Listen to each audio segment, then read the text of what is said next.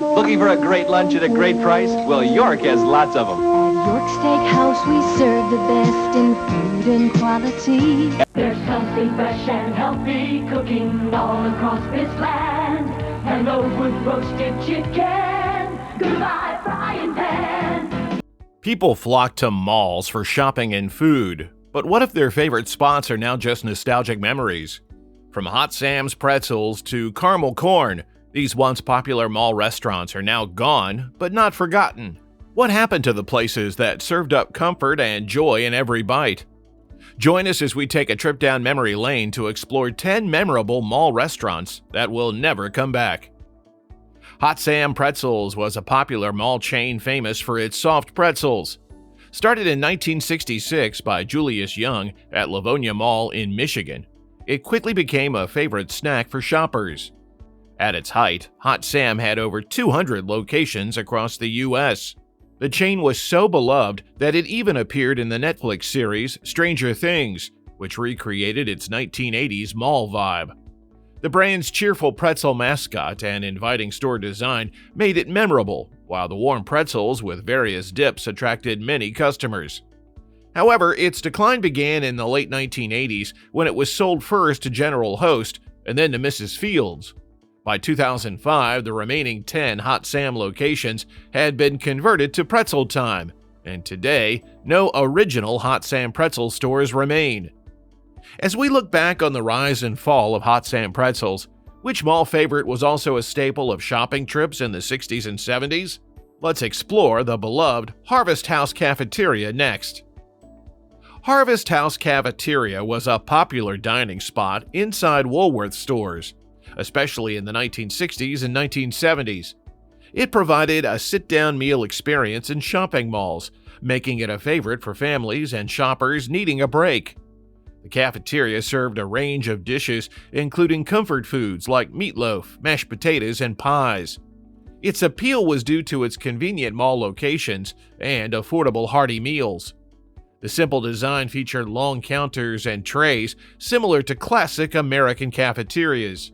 It was often seen as a competitor to other mall eateries like York Steakhouse. At York Steakhouse, we've got delicious honey-glazed roast chicken, a variety of specialty chef salads, delicate baked... At its height, Harvest House had many locations across the U.S., but its popularity declined in the late 1980s with changing shopping habits and the rise of fast food chains. By the early 1990s, all locations had closed. As we say goodbye to the classic Harvest House cafeteria, it's time to turn our attention to another iconic dining experience. What made Farrell's Ice Cream Parlor a beloved family destination? Let's explore the nostalgia and excitement of Farrell's. So totally wacko that everybody has a party. Farrell's, because whether you're 6 or 14... Farrell's Ice Cream Parlor was started in 1963 by Bob Farrell and Ken McCarthy in Portland, Oregon. It quickly became a family favorite, offering an old-fashioned ice cream parlor experience. The parlors had vintage decor, player pianos, and staff dressed in early 1900s outfits, creating a nostalgic feel. Farrell's was also famous for its extravagant sundaes, especially the Farrell's Zoo, a huge sundae served with lots of excitement. In the 1970s, it grew to around 120 locations across the U.S., becoming a popular spot for birthday parties and family outings. Farrell's even appeared in TV shows and movies, making it a part of pop culture. To man. Eat the pig, Ziggy, Ziggy, Ziggy, Zig. But by the late 1970s, financial problems and changing trends led to its decline. Most locations closed by the 1990s, with a brief revival in the 2000s, but the last location shut down in 2019. As Farrell Ice Cream Parlor's charm faded, another iconic treat began to take the spotlight. What made Orange Julius stand out in a changing market? Let's explore the rise and fall of this frothy favorite. The world-famous Orange Julius smoothie shop now fits so perfectly inside your DQ. The new Orange Julius started in 1926 when Julius Freed opened an orange juice stand in Los Angeles. The business took off after Freed's real estate broker, Bill Hamlin, created a frothy, creamy drink that was easier on the stomach. This drink, made with ice, orange juice, sweetener, milk, powdered egg whites, and vanilla became extremely popular. Orange Julius stands became common in shopping malls during the 1960s and 1970s, loved for their unique taste and lively atmosphere.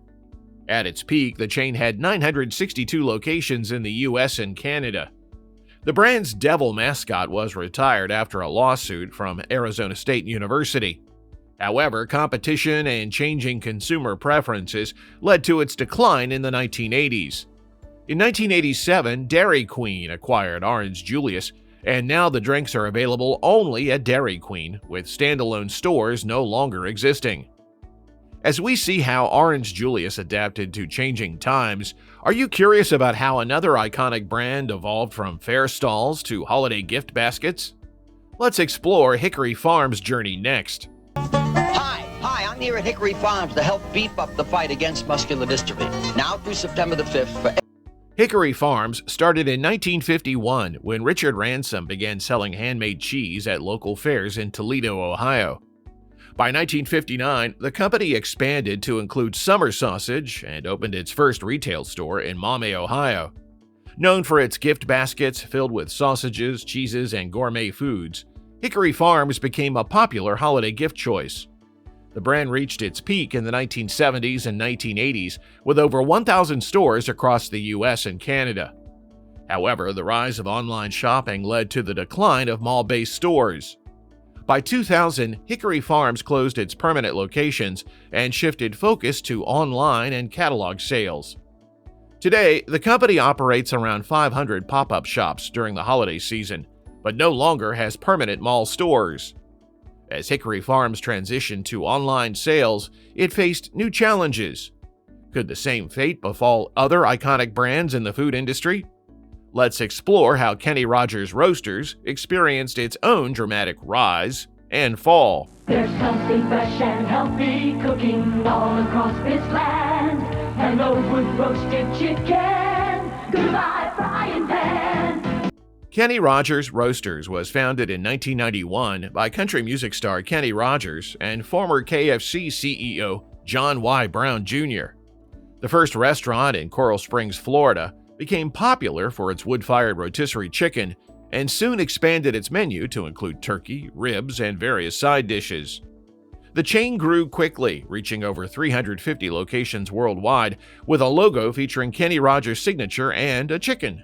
It even gained fame from an appearance on the TV show Seinfeld. However, competition from other rotisserie chicken restaurants led to financial struggles, and the company declared bankruptcy in 1998. It was sold to Nathan's Famous Incorporated and later to Malaysia's Berjaya Group. The last U.S. location closed in 2011, but the brand continues to thrive in Asia with around 140 locations today. Kenny Rogers Roasters faced fierce competition, leading to its decline. But what other restaurant chains faced similar fates?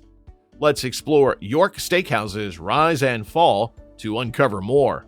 A great lunch at a great price? Well, York has lots of them. At York Steakhouse, we serve the best in food and quality. York Steakhouse was a popular restaurant chain that started in 1966 in Columbus, Ohio, founded by Eddie Grayson and Bernie Gross.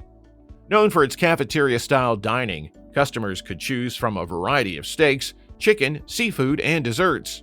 The restaurants featured a cozy, medieval-themed decor with heavy wooden furniture and iron chandeliers, adding to their unique charm. At its peak in 1982, York Steakhouse had nearly 200 locations across 27 states, mostly in shopping malls. The chain was especially popular in the 1970s and 1980s for its affordable prices and family-friendly atmosphere. A unique aspect was the no-tipping policy and an extra charge for butter and sour cream. However, the chain declined in the late 1980s after being sold by General Mills. Today, only one York Steakhouse remains in Columbus, Ohio, preserving its nostalgic legacy. As York Steakhouse's unique charm faded, what happened to other once-beloved chains? Let's explore the rise and fall of Bressler's 33 Flavors, a favorite in the ice cream world. Bressler's 33 Flavors was a popular ice cream chain started in 1927 by Polish immigrant William J. Bressler in Chicago. Known for its wide selection of 33 ice cream flavors, The chain gained fame in the 1950s and 1960s for its quality ice cream and family-friendly vibe. Bressler's was easily recognized by its cheerful ice cream cone logo, a beloved symbol for many. At its peak in the 1980s, Bressler's had over 300 locations across the U.S., mostly franchises. After being sold to Oberweis Dairy in 1987, the chain was rebranded as Bressler's Ice Cream, adding frozen yogurt to keep up with trends. Despite efforts to revitalize the brand, it continued to decline and was bought by Cool Brands in 1995. By 2007, the last Bressler's locations were rebranded, marking the end of the chain. As we say goodbye to Bressler's 33 flavors and its once iconic ice cream, can you guess which beloved restaurant chain offered a warm, home-cooked alternative to the ice cream parlors? Let's explore Morrison's Cafeteria. Morrison's Cafeteria was a popular chain of restaurants started in 1920 by J.A. Morrison in Mobile, Alabama. Known for its Southern-style home-cooked meals, the cafeteria offered 100 dishes daily, allowing customers to choose from a wide variety, a new idea at the time. The warm atmosphere and affordable prices made it a favorite, especially among families and retirees in Florida. At its height, Morrison's operated 151 locations across 13 southeastern states, recognized by its chef logo and cafeteria-style setup. The chain even catered to the cast and crew of The Greatest Show on Earth, boosting its fame. However, the 1980s marked the beginning of its decline as unsuccessful business ventures and increased competition led to closures. By the mid-1990s, Morrison's Cafeteria had vanished, ending an era of beloved dining. As Morrison's Cafeteria faded from memory, it's clear that changing tastes and trends can drastically alter a brand's success. What about another iconic snack chain with a similar fate? Let's explore Karmelkorn's journey next. Karmelkorn was a popular popcorn chain founded in 1928 by Mr. and Mrs. William O'Sullivan in Casper, Wyoming. Famous for its caramel-coated popcorn, it quickly became a beloved treat. The O'Sullivans patented their recipe and trademarked the brand in 1929. Karmelkorn's popularity surged in the 1960s when it expanded into shopping malls, becoming a staple for shoppers. At its peak in 1982, the chain boasted 270 locations across 43 states.